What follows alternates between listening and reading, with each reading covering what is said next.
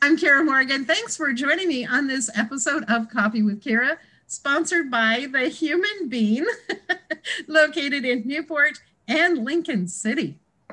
And today I am being joined by one of my dear friends, Toby Winn, who is the executive director of Neighbors for Kids and the Kids Zone. Hi, Toby. Hi, thank you for having me today. Oh, it's wonderful having you. It's good to see your face. So let's talk a little bit about, for those who may not know, what is Neighbors for Kids and Kids Zone? Okay, well, let's see, let's turn back the clock. Neighbors for Kids, we are a 501c3 nonprofit organization. We are based out of Depot Bay, Oregon. We have now been around for over 20 years. We're going into our 21st year, I guess we could call this year, since we're a few days into it. We are a grassroots organization, started in this small community of Depot Bay many years ago. And really our original founder, Loretta Hoagland, began this organization to pretty much start watching over the kids in town, giving kids a safe place to be, understanding that it's not only just the parents' responsibility, but the responsibility of an entire neighborhood, a community, in essence, to watch out for children and make sure they're safe and they're doing productive things and not, going the wrong direction. We've Takes a village. It does take a village, literally, even if it's a small coastal village. That's right. And this program has grown tremendously over the years. I myself, I'm the executive director of development now. I've worn every hat in the organization over the years, and I'm going into my 16th year this year for Neighbors for Kids, which is hard to believe, but here I am. And I'm behind me is our facility. So for parents or people out there who maybe have never been here, we are located at the south end of Depot Bay. Behind me is our facility. We have a 7,600 square foot facility. It's 2 stories. There's all types of classrooms and playground, indoor play space in the gym area. There's a library. There's a preschool classroom. There's a science room and arts and crafts, and music. A room for teenagers, a room full of instruments to create music. And there's an Imaginarium, a unique room. So those of you who haven't been here before, we hope that when we break through the end of the tunnel, the light at the end of the tunnel is coming, we believe, that you will come here someday and experience this as a parent, as a child who's never attended.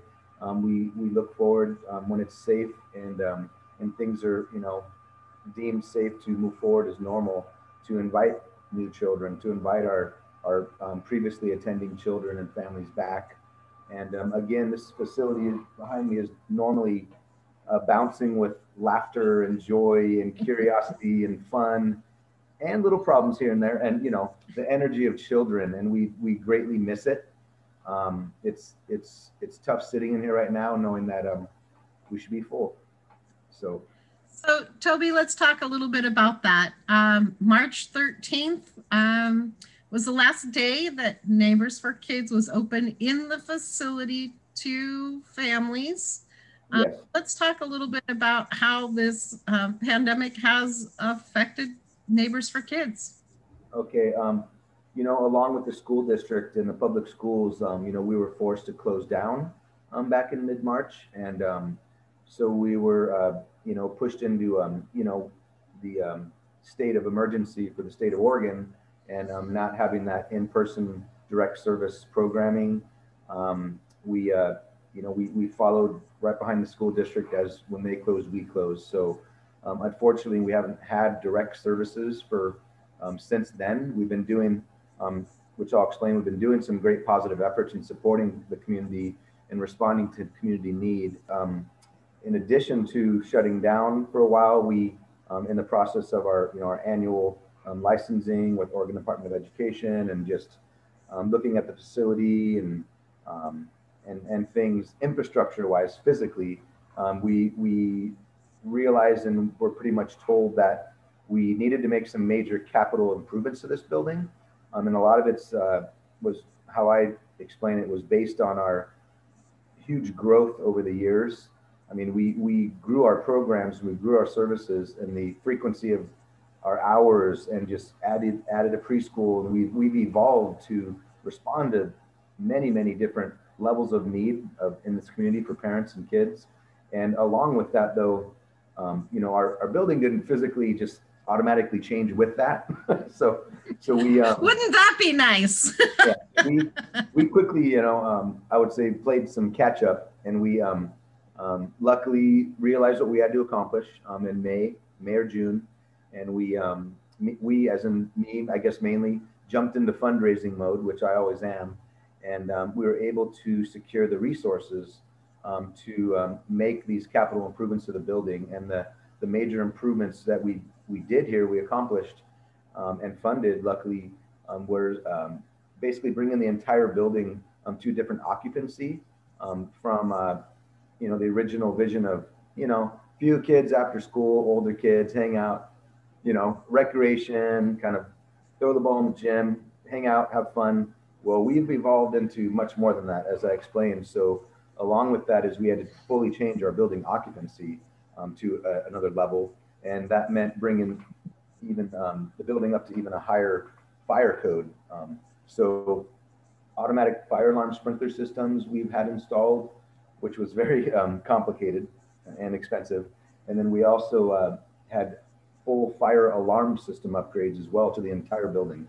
So now every single room, every single nook and cranny of the kid zone has sprinklers, has hardwired in smoke detection and fire suppression systems now in the kitchen. And I mean, so we really were able to accomplish this goal of ours this summer and fall, was to complete construction, and we did it. So now we got through it all. We passed our final inspections. The building looks great. We were able to do some other long-awaited capital improvements without kids in the building because of the safety risk. So the building looks great. And for those who were here in the past, we now have a outdoor play area we created. We have a little front fence out there and an outdoor play area, which is all child-proofed. And we have a new kind of extra layer of security entry.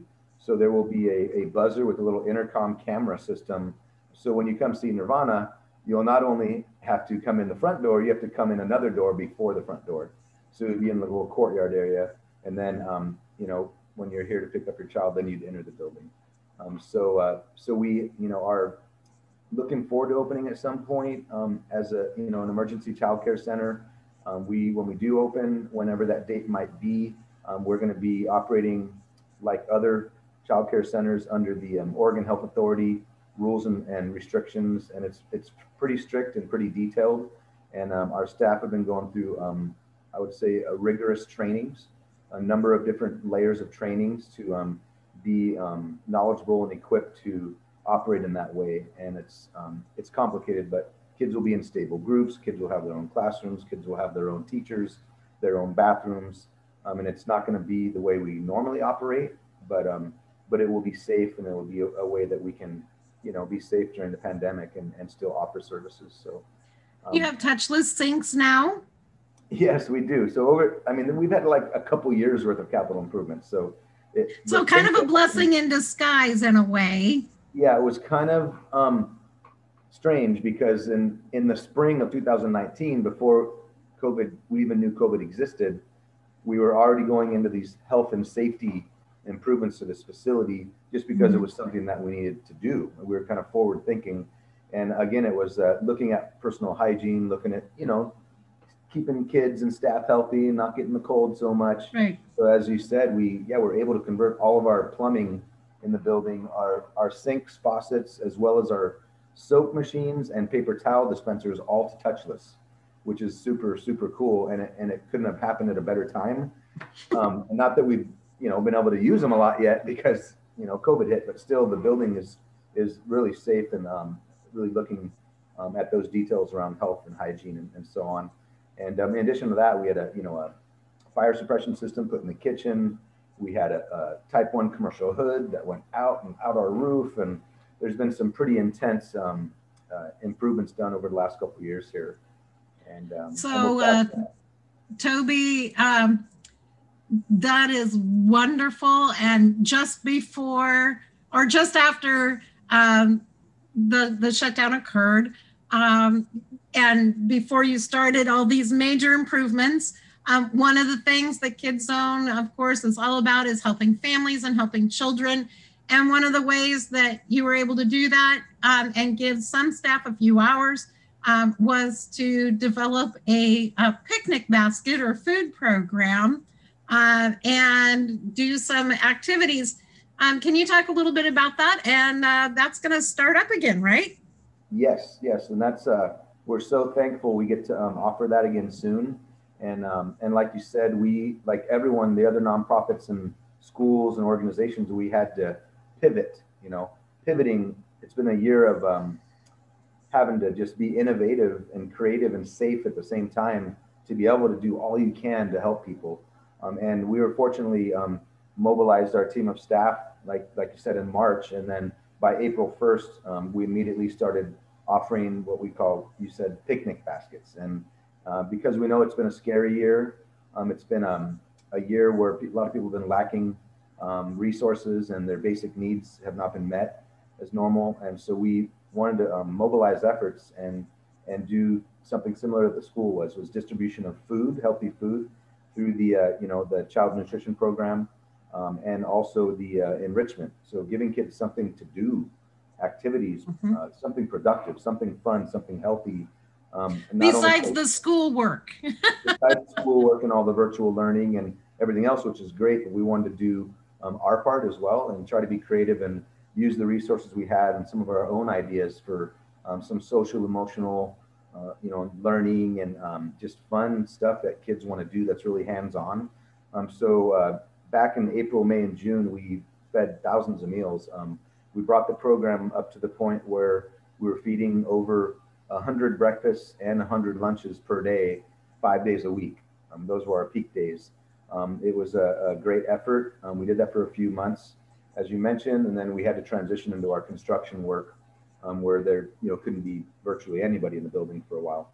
And so now we've at our recent board meeting, it was decided that we're still going to delay our reopening for in-person programs and services to be on the safe side, and we're really watching how how COVID behaves. We're seeing what's happening in the communities, statewide, nationwide, worldwide, and just being really, really smart, because we don't want to open up too early. We want to make up the right decision, at an organizational level where we're ready, we're equipped, we feel it's safe, because we don't want to go backwards again. We don't want to offer something special and great that people need for it just to disappear and go away again. And it's been hard, as we know. It's been hard on our board and our staff. And I mean, more than anything, we want this building full of children, like it should be. But it's a different time right now. So as you mentioned, we get to pivot again. We are pivoting right now as we speak. And even in December, we started, planning and prepping and gathering resources and buying things. So we're going to relaunch the picnic baskets, proud to say. And we hope we can keep up with the demand once people catch on. We are going to be preparing healthy meals here on site in our kitchen. We have a cook, and we are going to put out some wonderful, healthy, tasty, kid-friendly food. And we're looking at breakfasts and lunches again daily. So if you're a parent and you have 3 kids and you want to have access to what we provide, you need to email Nirvana at I believe it's the frontdesk.nfk@gmail account, and you can get through our website and find us that way. And so you can sign up for meals, but in addition to the meals, we're going to provide lots of really cool enrichment activities again. And in addition to that, not only implementing those type of activities, off-site, we are also going to start something new that the staff are putting together called I believe it's called a Kids Zone Social Club, pretty much. And on Wednesdays, when the kids have less schoolwork and less obligations there, we're going to put together a variety of activities that happen that day where kids can hang out again who would otherwise be attending here. They're from Taft, they're from Sam Case, they're from all these different schools, because as you know, the kids flock here after school in the summertime.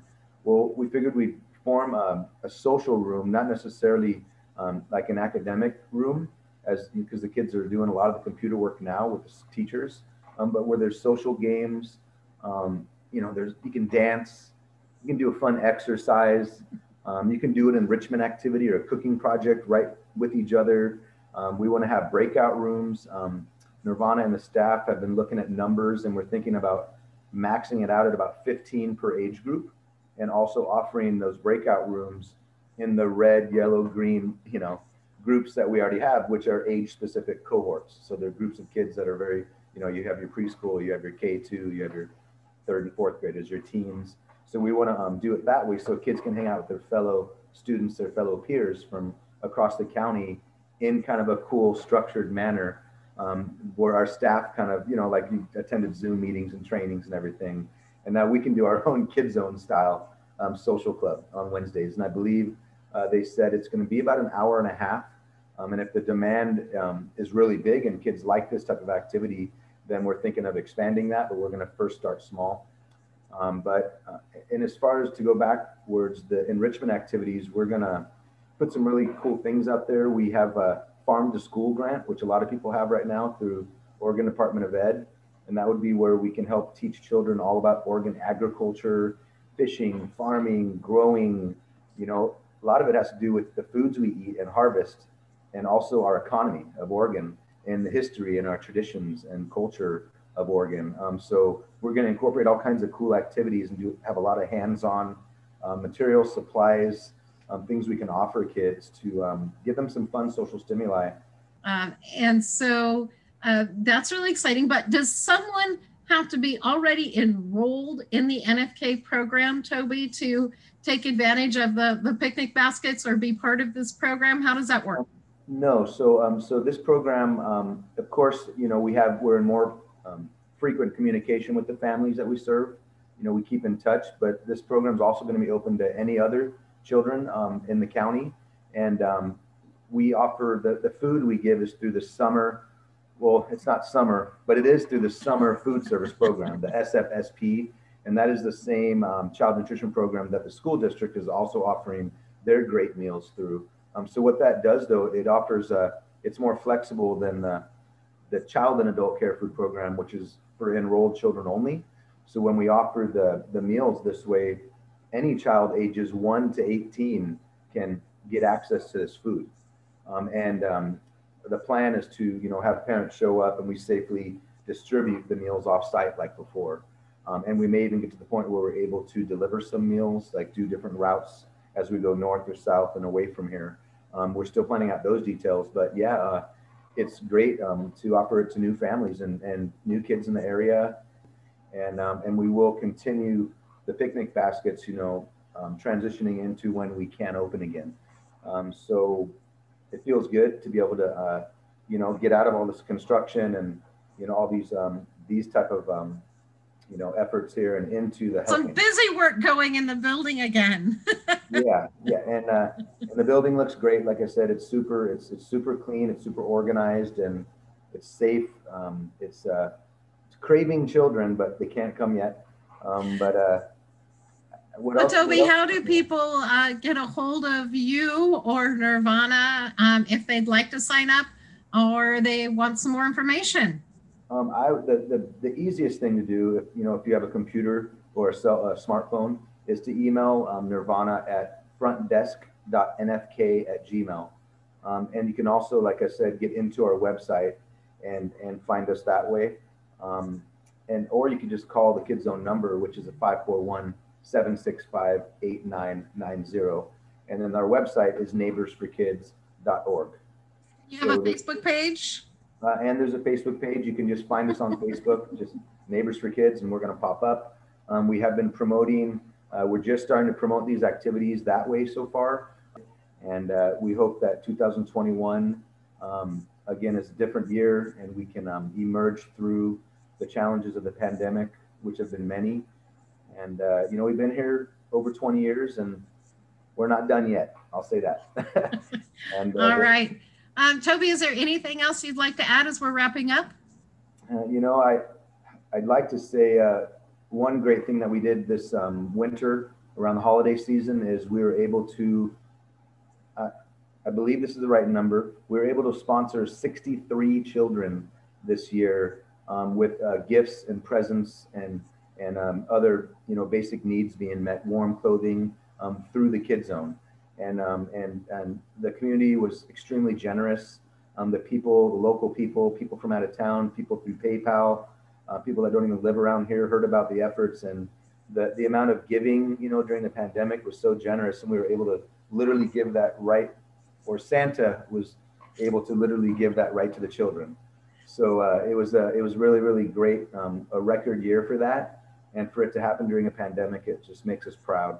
And I must give a lot of credit, almost all the credit, to Nirvana for spearheading that because she's, the mastermind with those type of efforts here. And she really, really knows the families and understands the different kids we serve and what their needs are. And it's very complex, and she puts it all together like nothing. So I know that went really well, and we're just proud. And we just want to say thank you to everyone out there who contributed toward that. Yeah, the program is only as good as its staff and board that support it. So we've got an incredible staff there at Neighbors for Kids, and a great supportive board as well, which is really wonderful. And thank you for supporting Neighbors for Kids. Wonderful. Thank you so much, Toby. Thank you to Nirvana and Britt and Hundo, Kirsten, like I said, the wonderful board members, Neighbors for Kids. I can't list you all, but you know who you are. You're in my heart. And thank you so much. And we will keep folks posted on our website about Neighbors for Kids and all the great things that they have going on. Thank you, Toby, for joining me on Coffee with Kiera today. We are sponsored by The Human Bean. Human Bean is located in Newport on 6th Street and Highway 101, and in Lincoln City at the north end of town on the west side of the highway near TLC Credit Union. Thank you, Toby. Thank you. Happy New Year. Happy New Year. For Pacific Northwest News and Entertainment, I'm Kiera Morgan.